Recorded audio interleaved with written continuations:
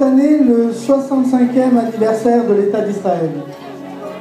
Nous sommes tous un peu dans l'euphorie du voyage du président Obama en Israël.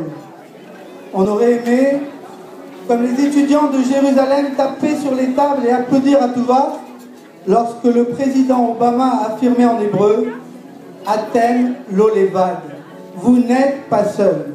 Et voilà. Nous ne sommes plus étudiants depuis longtemps et nous savons. Nous savons qu'avant le discours de Jérusalem, il y a eu le discours du Caire. Qu'en politique, la vérité d'un jour n'est pas celle de la veille et encore moins celle du lendemain. Alors, non, Monsieur le Président Obama, dans l'adversité, à Nachnu Levad, nous sommes seuls. Rappelez-vous, à Inu Levad, nous étions seuls. 6 millions de Juifs morts dans les camps n'étaient pas pour les Alliés une priorité militaire. Ils auraient pu attaquer les voies de chemin de fer, ils ne l'ont pas fait. Rappelez-vous, à Inu Levad, nous étions seuls lorsqu'après la guerre, un bateau, l'Exodus, bondé de milliers de Juifs, sortis des camps et sans patrie, obligèrent les Britanniques à les accepter dans le port de Haïfa, prélude, sans doute, à la création de l'État d'Israël le 14 mai 1948.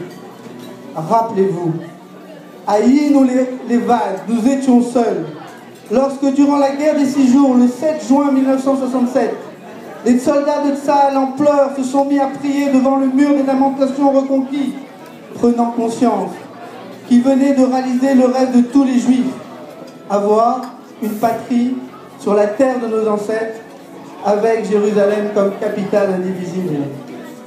Alors l'État d'Israël sait qu'il doit compter d'abord sur lui. Les Israéliens se doivent de tirer toujours vers l'excellence, tant au niveau économique que sociétal ou politique. Au niveau économique, Israël est appelé le pays des start-up.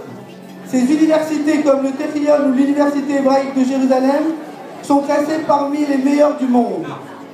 Très performant dans le high-tech, vous allez bientôt découvrir un nouveau concept créé par les Israéliens, l'agritech. Il s'agit d'utiliser les hautes technologies pour l'agriculture. C'est par exemple permettre à des fruits et légumes de pousser sur des terres arides. Le premier salon de l'agritech ouvrira dans quelques mois. Au niveau sociétal, Israël a élu une femme de couleur, d'origine éthiopienne, Miss Israël. Les Israéliens ont choisi une arabe israélienne, Lina Mahfouz, pour elle.